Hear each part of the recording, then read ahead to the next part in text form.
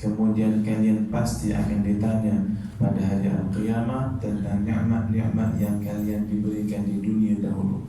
Makanya setiap satu saat yang berlalu dalam bulan Ramadan, daripada sejak awal kita diberikan sampailah saat nanti kita akan dipersoalkan nikmat ataupun masa ketika Ramadan engkau diberikan apa yang kita isi, makanya itu akan dipersoalkan. Dan yang akan menjawab pastinya bukan lisan, tetapi adalah amal masing-masing. Yang kita mohon pada Allah Subhanahu wa taala adalah kita mampu untuk dipermudahkan lisan ataupun amal kita menjawab di hadapan Allah Subhanahu wa taala bahawasanya kita pernah isi salah satu daripada subuhnya untuk duduk dalam rumah Allah, solat subuh berjemaah, dan juga untuk mengisi masa di antara subuh dan isyraq dengan perkara yang bermanfaat. Mudah-mudahan dengan jawapan yang diberikan Allah Subhanahu wa taala sedikit sebanyak memberikan ihsan kepada kita sehingga kita layak untuk menembus syurga Allah Subhanahu wa taala. Amin, Allahumma amin.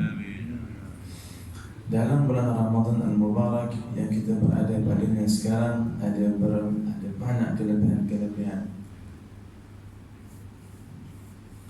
Ada banyak daripada kelebihan-kelebihan yang setiap daripada kita mungkin sudah mengetahui. Tetapi yang kita mohon pada hari ini adalah diberikan taufik, kekuatan untuk kita sama-sama beramal dengan kelebihan yang ada, supaya Allah Ta'ala tidak haramkan kebaikan di sisi Allah kerana kekurangan diri kita dalam melakukan amal tersebut. Ada 3 yang kita mungkin sama-sama kongsi pada hari ini, yang mudah-mudahan tidak kita bersorai kecuali 3 daripada yang kita cuba sampaikan.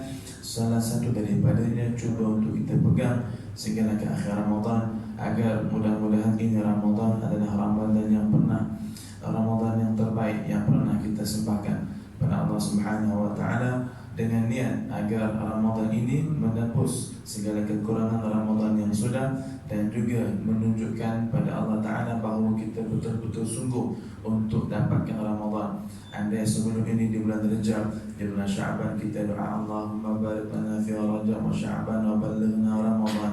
Ya Allah, berkatilah kami di bulan Rajab dan juga Sya'ban, dan sampaikan kami ke bulan Ramadan. Sekarang dah disampaikan pun ke bulan Ramadan. Apa bukti betul-betul kau berdoa untuk kau disampaikan ke bulan Ramadan? Doa pun dah diperkenankan dan kita pun sudah berada pada 8 Ramadan. Apakah yang betul-betul kita buat tunjuk pada Allah yang doa kita tu betul-betul kita doa, bukan sekadar doa ikut-ikut orang, tapi kita betul-betul nak mohon pada Allah, sampaikan kami ke bulan Ramadan sebab saya nak sekian.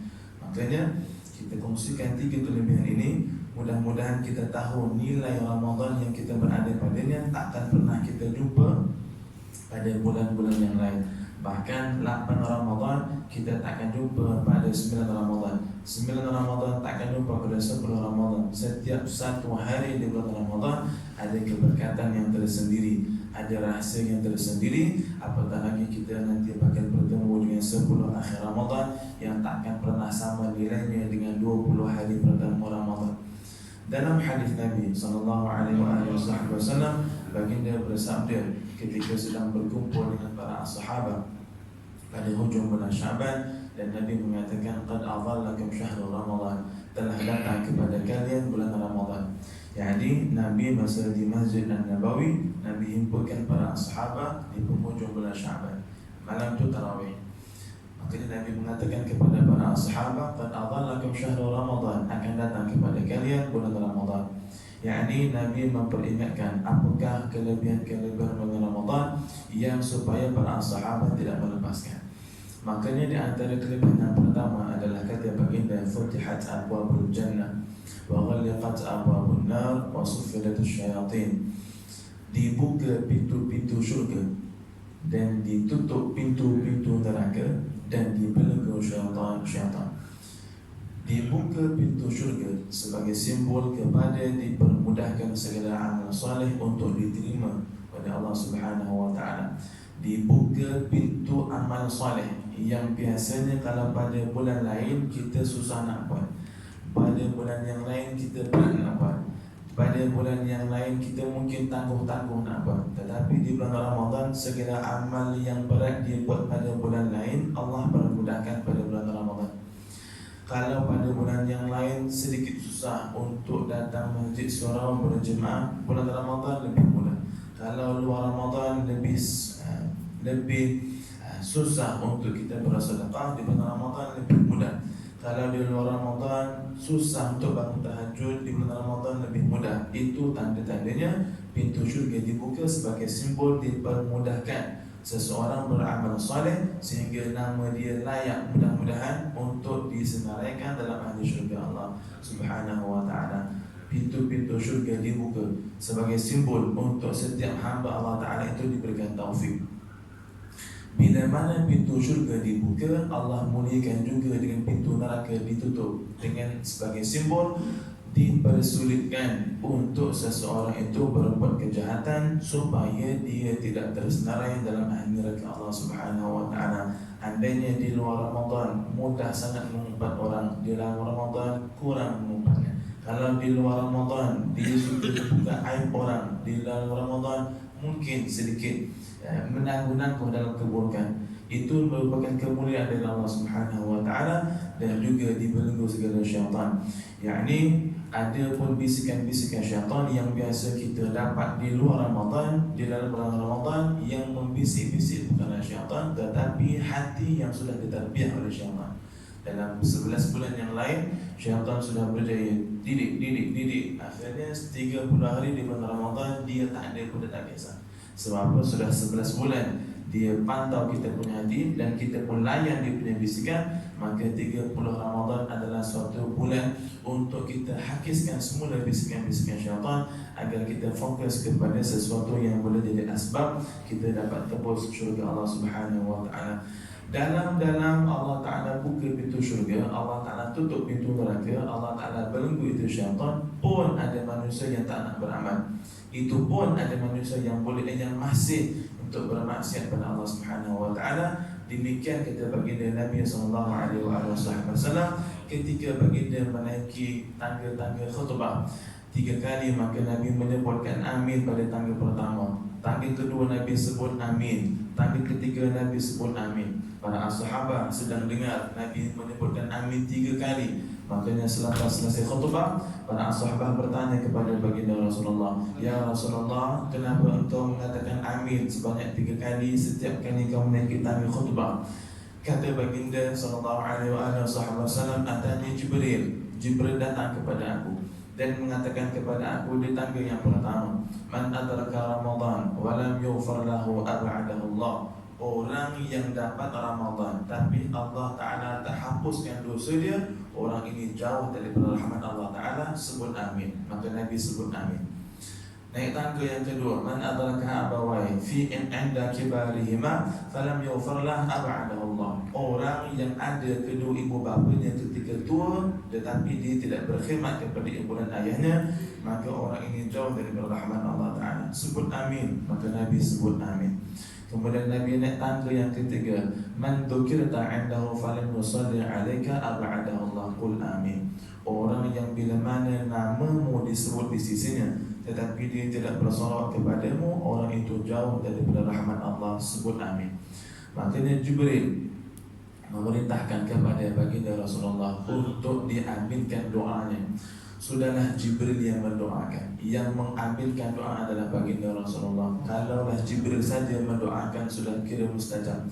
Ini pula doa Jibril itu diambilkan oleh baginda Nabi. Dan doa yang pertama adalah orang yang Allah Ta'ala bagi dia hidup bulan Ramadan, di penghujung Ramadan Allah Ta'ala tak ampunkan dosa dia, orang ini memang betul-betul jauh daripada rahmat Allah Ta'ala.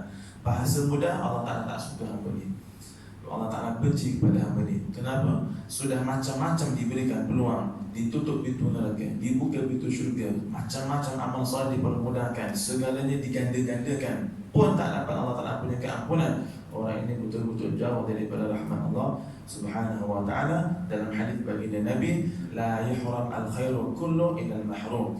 Orang yang Allah Ta'ala haramkan saja tak akan mendapatkan satu kebaikan pun daripada Ramadan.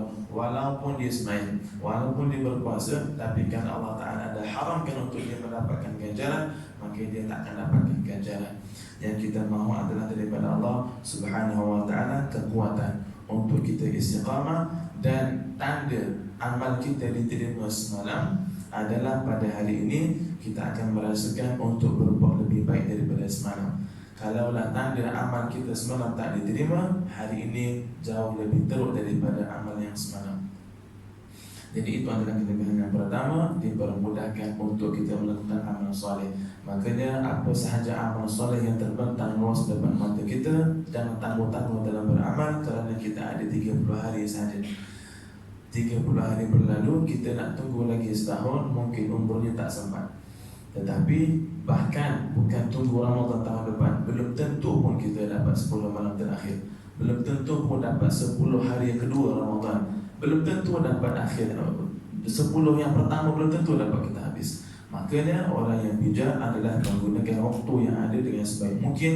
Kata Imam Al-Haddad rahimahullah ta'ala, janganlah engkau perbanyakkan tidur di siang hari, dan janganlah engkau perbanyakkan makan di malam hari, kerana di situ akan engkau hilang daripada hakikat Ramadan yang Allah Ta'ala berikan kepada orang-orang soleh. Hakikat Ramadan adalah dikurniakan kepada mereka yang tak banyak tidur di siang hari dan juga yang tak banyak makan di malam hari. Andai kita jaga kedua-duanya, kata Imam Haddad, kita akan mendapatkan rahsia Ramadan yang Allah Ta'ala tak kurniakan kepada sebarangan orang. Itu kelebihan yang pertama. Yang kedua, Ramadan adalah bulan qiyam dan juga siam. Ramadan adalah bulan untuk kita mendirikan siangnya dan juga menghidupkan malamnya dengan qiyamul lail. Dalam hadis baginda Nabi sallallahu alaihi wasallam, "Man shama Ramadhana imanan wa ihtisaban." Orang yang berpuasa di siang hari dalam keadaan beriman pada Allah, yakni dalam keadaan yakin Allah Subhanahu wa taala melihat kepada ibadah dia, dalam keadaan dia yakin Allah Ta'ala akan mengganjari segala amal dia, dalam keadaan yakin bahawasanya Allah Ta'ala akan menyeksa andai dia berbuat maksiat. Itu maksud iman. Wahtisaban, dan juga dia berpuasa semata-mata mengharapkan ganjaran dari Allah. Dia berpuasa semata-mata mengharapkan redha dari Allah. Dia berpuasa semata-mata mengharapkan Allah Ta'ala sayang pada dia. Orang ini ghufira lahu ma taqaddama min dhanbi, Allah Ta'ala akan ampunkan ke semua dosa-dosa dia. Puasa yang macam mana dapat pengampunan dosa dari Allah Subhanahu wa Ta'ala? Maka kata baginda Nabi sallallahu alaihi wasallam, khamsun yufattiruna as-sha'im, ada 5 perkara yang membatalkan pahala puasa seseorang. Adapun puasa dari segi fiqh mungkin sah, tetapi hakikat puasa, pahala puasa tak semua orang dapat. Hanya orang yang menjaga 5 perkara ini sahaja Allah Subhanahu wa Ta'ala akan kurniakan kepada dia qabul, Allah Ta'ala terima puasa dia. Kata baginda Nabi, yang pertama adalah al-kadhib, orang yang meninggalkan dusta, orang yang meninggalkan kebohongan. Orang ini Allah Ta'ala akan terima puasa dia. Kalau kita berpuasa dalam masa yang sama kita berbohong, bohongnya kita itu membatalkan pahala puasa. Yang ini puasa kita hari itu tak ada pahala. Kita tahan-tahan lapar dan dahaga, semua tak buat apa-apa, tapi pahala tak ada. Macam ibaratnya kalau kita pergi bekerja 1 bulan, hujung bulan tak dapat gaji, penat saja, tak dapat gaji apa-apa. Tambah masa pun tak dapat apa-apa, langsung tak diberikan penghargaan. Kerana apa? Bukan silap yang memberi gaji, tetapi silap kepada yang nak diberikan gaji. Maknanya tak perlu salahkan siapa-siapa, kerana yang nak diberikan allowance tu yang buat hal. Maknanya demikian juga pahala. Allah Ta'ala bukan tak memberikan kerana Allah Ta'ala itu kedekut. Allah Ta'ala sangat pemurah, tetapi manusia sendiri yang menjadikan dirinya diharapkan untuk mendapatkan pahala dengan berdusta, mulut berbohong. Sekarang mungkin mulut tak berbohong, tangan menulis itu berbohong. Kedua, kata baginda, al-ghibah, orang yang mengumpat akan diharamkan kebaikan di sisi Allah. Mengumpat itu apa? Dzikra akhuka bima la yakra, menyebutkan sesuatu tentang saudaramu, kalau dia dengar dia tak suka kau sebutkan. Itu mengumpat. Kita cerita tentang orang, dan kalau yang mempunyai cerita tu dia tahu kita punya cerita, dia tak suka cerita tu, itu mengumpat. Walaupun ada orang mengatakan apa saya cakap ni betul pun, memanglah betul. Kalau tak betul, kau fitnah. Ini betul. Makanya itu adalah mengumpat dan kita punya pahala Tuhan habis. Bukan setengah pahala, tak ada tambah dosa pulanya. Sudahlah bulan Ramadan ni 4 bulan nak kumpulkan pahala. Kita bukan kumpulkan pahala, dia masukkan pahala, kumpulkan dalam satu dosa. Makanya itu yang kedua. Yang ketiga adalah an-namimah, yang mengadu domba, membuatkan dua orang jadi berbala ataupun dua kumpulan jadi berbala. Ini mengadu domba. Dalam hadis yang lain yang mengatakan la yadkhul jannah namam. Orang yang suka mengadu domba takkan masuk syurga Allah Subhanahu wa taala walaupun apa sahaja alasan sekalipun. Itu yang ketiga. Yang keempat adalah an-nadharu bi syahwah, melihat kepada sesuatu dengan hawa nafsu. Melihat kepada sesuatu sehingga menimbulkan syahwat, itu membatalkan pahala puasa. Dan yang terakhir adalah al-yaminul kadhibah, sumpah palsu. Sumpah ini barangnya bagus, sumpah saya tak bagus, sumpah palsu semuanya, itu membatalkan pahala puasa. Jadi andai kita jaga daripada dusta, mengumpat, mengadu domba, memandang dengan syahwat dan juga sumpah palsu, insya-Allah kita punya puasa adalah puasa yang mendapatkan ganjaran di sisi Allah Subhanahu wa taala. Dan termasuk daripada hadis yang tadi, orang tersebut akan diampunkan dosa oleh Allah Subhanahu wa taala. Dan wa man qama ramadhana, dan barang siapa yang menghidupkan malam Ramadan dengan penuh iman dan juga mengharapkan dari Allah taala, orang ini akan diampunkan dosa oleh Allah Subhanahu wa taala. Yakni kata Imam Nawawi rahimahullah taala, orang yang menghidupkan malam Ramadan yaitu orang yang sembahyang tarawih. Orang yang sembahyang tarawih itu akan diampunkan dosanya oleh Allah Subhanahu wa taala. Bila dosanya dihapuskan, kata baginda dalam hadis yang lain, barang siapa yang sembahyang tarawih dengan imam sehingga akhir. Dalam hadis, barang siapa yang sembahyang tarawih dengan imam sehingga akhir. Akhir di situ adalah witir. Kata apa ganjaran dia? Selesai saja sembahyang witir, dosa-dosa dia akan digugurkan.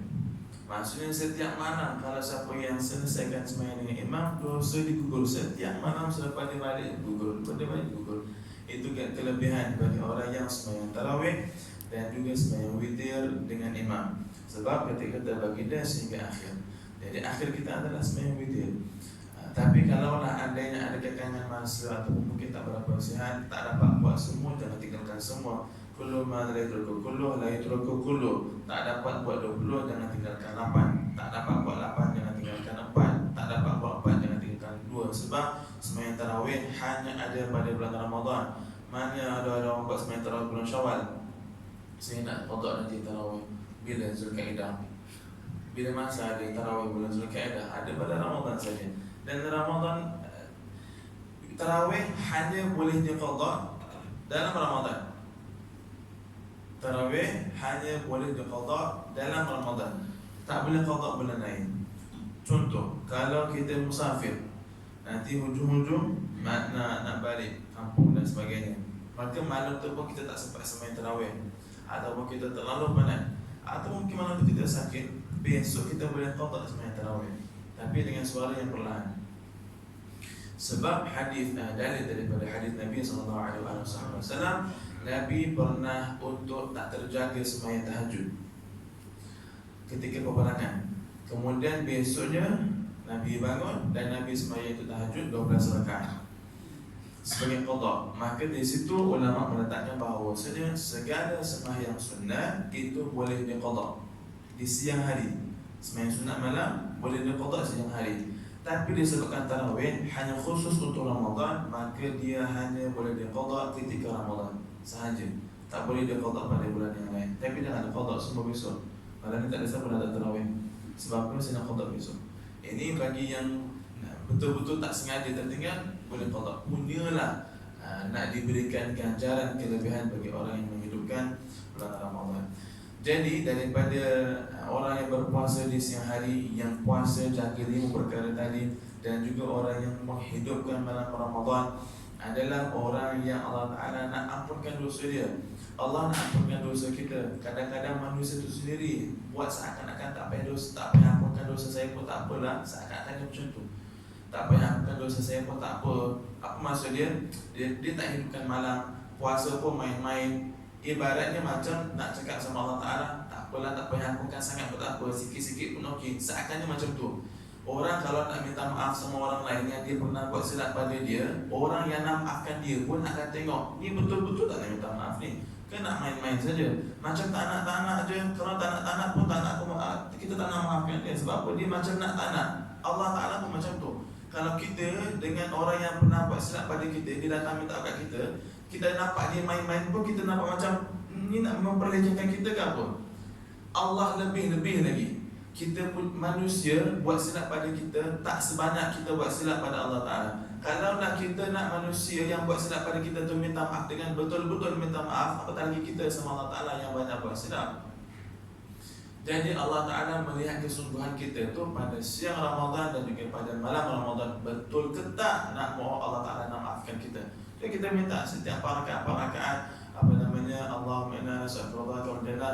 Kemudian Allahumma innaka 'afuwun tuhibbul 'afwa fa'fu 'anna. Kita minta Allah Ta'ala maafkan kita. Tuan-puan, ada beza. Maaf dengan ampun dosa tu ada beza.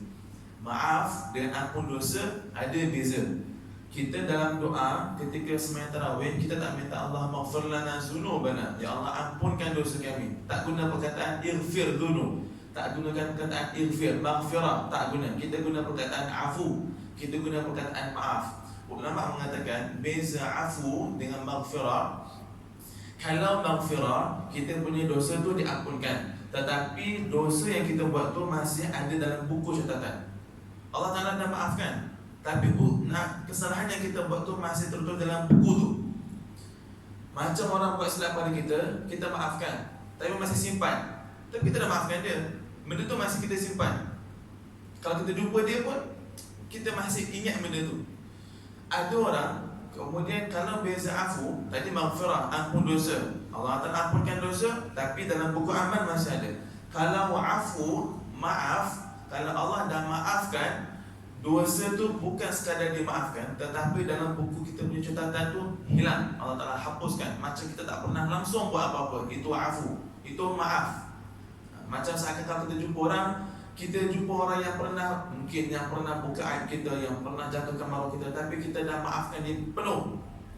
Jadi bila kita jumpa dia, seakan-akan macam tak pernah berlaku perkara sebelumnya. Itu maaf. Dan itu susah, tapi Allah Ta'ala boleh bagi dalam Ramadan. Dan itu yang Nabi galakkan kita doa setiap malam, supaya kita ni keluar Ramadan dalam keadaan kita punya mushaf keburukan tu habis, kosong.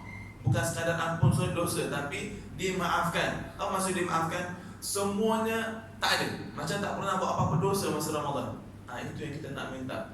Jadi kemaafan tu diminta dengan betul, dengan kita berpuasa siang hari dengan hak siang hari, dan juga hidupkan malam Ramadan dengan hak malam Ramadan, supaya kita betul-betul mendapatkan bahagian daripada pengampunan oleh Allah Subhanahu wa Ta'ala. Dan kelebihan yang terakhir adalah dengan adanya malam Al-Qadar, dengan adanya Lailatul Qadar, kata baginda Nabi, fihi lailatun khairum min alfi syahrin. Itu dalam Ramadan ada satu malam yang lebih baik daripada 1000 bulan, yakni 83 tahun lebih. Orang kalau umat baginda Nabi baginda pernah mengadu kepada Allah Subhanahu wa Ta'ala, ya Allah, kalaulah umat-umat terdahulukan umurnya panjang. Ada satu hari ada seorang perempuan, ini Nabi cerita dengan para sahabat, ada seorang perempuan yang menangis di kuburan anaknya. Kemudian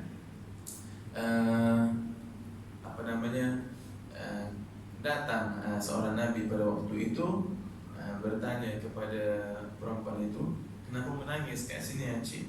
Encik lah kita bahasakan. Kemudian kata makcik tu, anak saya meninggal waktu masih kecil lagi.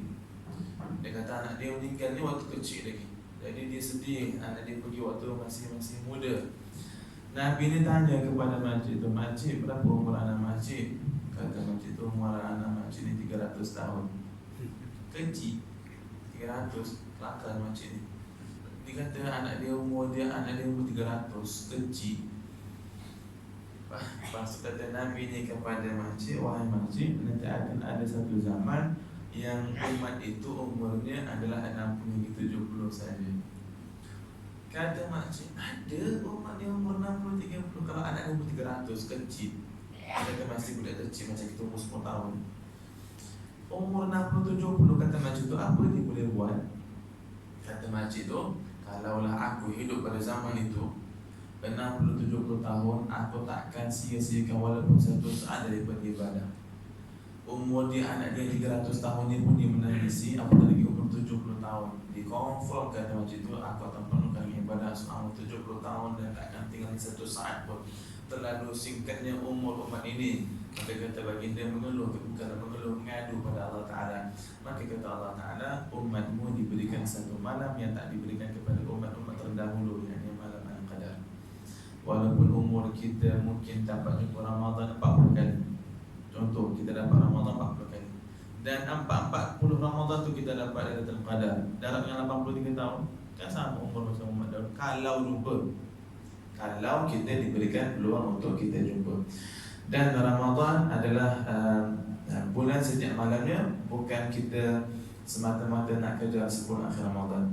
Kerana boleh jadi Lailatul Qadar itu tak terjadi pada 10 akhir Ramadan. Boleh jadi ia adalah pada malam nuzul Quran. Apa dalil dia? Inna anzalnahu fi lailatul qadr. Sesungguhnya kami telah menurunkannya, yakni Al-Quran, pada malam Al-Qadar. Allah Ta'ala turunkan Al-Quran pada Lailatul Qadar. Maksudnya bila nuzul Quran 17 Ramadan, tak masuk 10 akhir lagi. Jadi kita jangan anggap semata-mata 10 akhir Ramadan insya-Allah ada di antaranya Lailatul Qadar. Tak ada dalam pas malam tu. Tak ada dalam pada kita punya nuzul Quran adalah pada malam Isnin, malam Selasa, lagi satu lebih 16 malam 17. Itu adalah malam nuzul Quran. Bukan 17 Ramadan malam tu 18 sudah jadinya. Jadi 16 malam 17 itu malam nuzul Quran. Walau apapun tugas kita adalah menghidupkan malam ini lebih daripada malam semalam.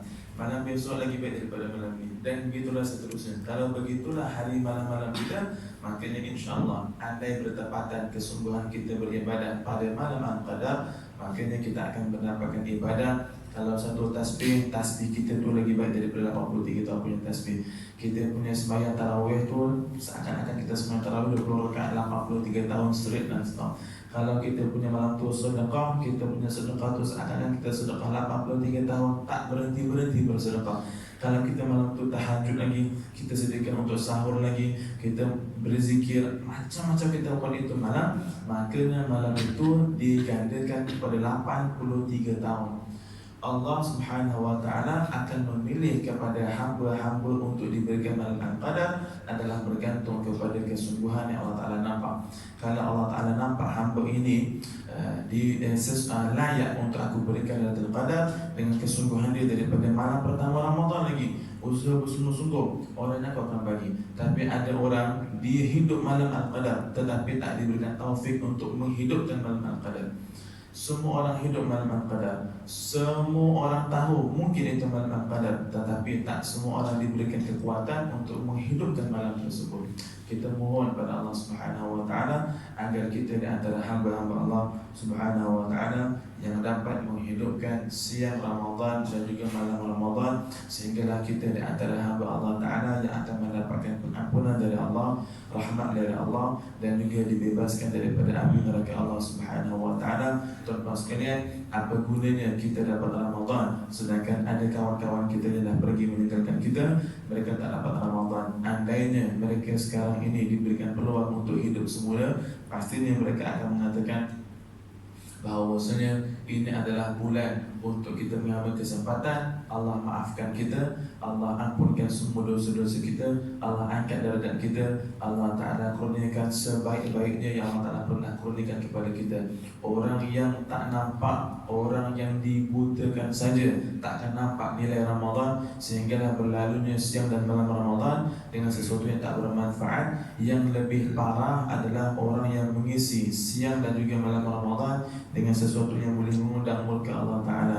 Allah Ta'ala bila mana marah seseorang hamba atas kesalahan yang dia buat, belum tentu terus diazab macam umat terdahulu. Allah Ta'ala mengazab ataupun menyeksa kepada hamba di zaman umat Nabi Muhammad bila mana berbuat dosa, tak mesti diturunkan langsung azab, tetapi diberikan tangguh sehingga azabnya di akhirat lebih banyak. Kan lebih dahsyat kalau umat terdahulu buat dosa dapat terus azabnya, masa tu juga kena. Tapi umat baginda Nabi tidak diberikan azab langsung. Bukan bermakna masih boleh buat dosa lagi, tak. Supaya awak punya tempoh azab di neraka itu bertambah panjang. Jadi bila mana Allah Ta'ala menyusun kelebihan-kelebihannya begini untuk umat baginda, dalam masa yang sama Allah Ta'ala juga menyusun seksa-seksa begini untuk umat baginda. Maknanya tugas kita adalah untuk tidak membuatkan baginda bersedih di atas keputusan Allah Ta'ala kepada kita di pada mahsyar. Kita mahukan supaya baginda bangga dengan kita sebagai umat. Kita nak baginda suka dengan kita bahawasanya kita berusaha untuk menghidupkan bulan Ramadan yang penuh keberkatan. Kita nak baginda tahu apa yang kita buat ini adalah hasil daripada apa yang Nabi ajar pada kita. Sebab apa? Kullu a'malu ummati tu'radu alayya, semua amalan umatku akan dibentangkan di hadapan aku. In wajadtuha khairan fahamidullah fiha, kalau aku dapati amalan yang dibentangkan adalah amal yang baik, aku bersyukur puji pada Allah. Wa in wajadtu ghaira dzalik istaghfartu lahu, kalau aku dapati amalan yang dibentang kepada aku adalah amalan yang bukan amalan yang baik, aku akan minta ampun daripada Allah Ta'ala untuk umat aku yang seorang ini. Kita nak supaya Nabi bersyukur, puji Allah Ta'ala kerana banyaknya amal kita di bulan Ramadan. Kita tak mahu buat Nabi berduka cita. Kalaulah kita hidup pada zaman baginda Nabi daripada sahabat, kita nak buat baginda Nabi bangga dengan kita. Kita hidup di zaman ini walaupun selepas 14 abad, kita pun nak juga gembirakan Nabi macam para sahabat gembirakan Nabi. Kalaulah para sahabat gembirakan Nabi dengan cara lain, kita gembirakan Nabi dengan cara kita itu sendiri. Asalkan ada bahagian kita di dalam menggembirakan hati baginda Rasulullah sallallahu alaihi wasallam, sebab yang hanya mampu selamatkan kita di padang mahsyar tak lain tak bukan adalah baginda seorang saja. Mak ayah kita pun belum mampu selamatkan kita, guru-guru kita pun belum mampu selamatkan kita, apatah lagi kawan jiran sebelah belum mampu selamatkan kita. Tetapi yang pasti mampu selamatkan kita adalah baginda Nabi. Baginda Nabi boleh selamatkan kita. Kita tu tergolong tak dalam daerah orang yang boleh diselamatkan ataupun tidak. Kita bermohon pada Allah, mudah-mudahan apa yang dapat kita kongsikan pada pagi hari ini sedikit sebanyak dapat kita bawa pulang selepas kita bersolat, insya-Allah.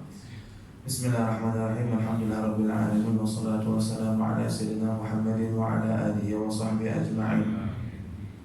Ya Allah, ya Tuhan kami, dengan barakah bulan Ramadan yang kami berada padanya, dengan barakah berlimpah kami di rumah-Mu ya Arhamar Rahimin, tidaklah kami bersorai melainkan Engkau telah hapuskan segala dosa-dosa kami ya Arhamar Rahimin. Dosa-dosa yang dihapuskan digantikan dengan segala macam kebaikan di sisi-Mu ya Rabbal Alamin.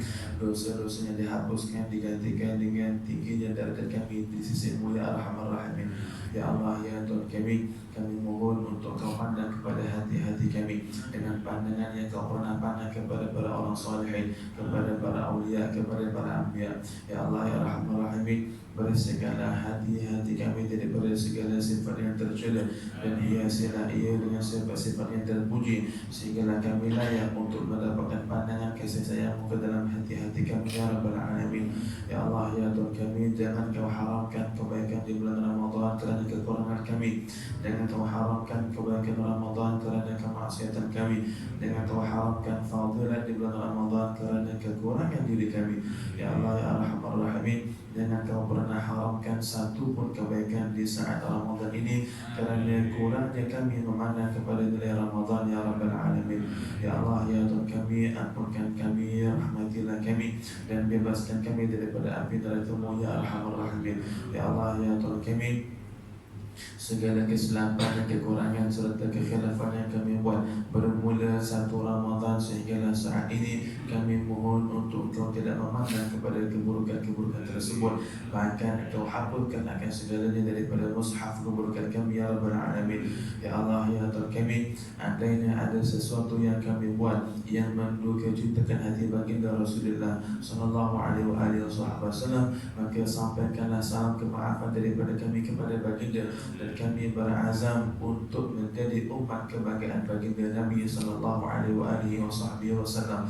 Ya Allah, ya Tuhan kami, seperti mana Kau telah panjangkan umur kami ke bulan Ramadan sehingga kami berada di saat hari ini, kami mohon dan merayu kepada-Mu untuk Kau kurniakan kepada kami penghujung Ramadan, dan tidaklah kami berada di penghujung Ramadan melainkan apa yang Kau kurniakan kepada orang saleh, kami juga dikurniakan kepada perkara tersebut.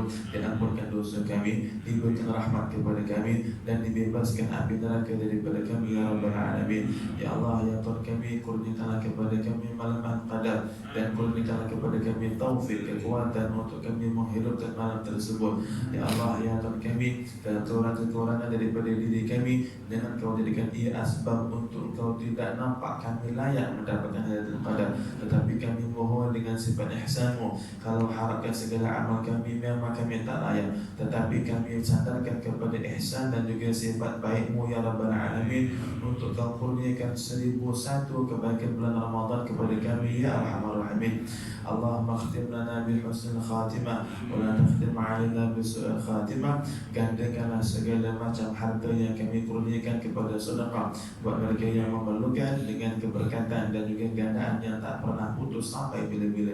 Rabbana atina fid dunya hasanah wa fil akhirati hasanah wa qina adzabannar. Sallallahu alaihi sayyidina Muhammadin wa ala alihi wa sahbihi wa sallam. Alhamdulillahi rabbil alamin.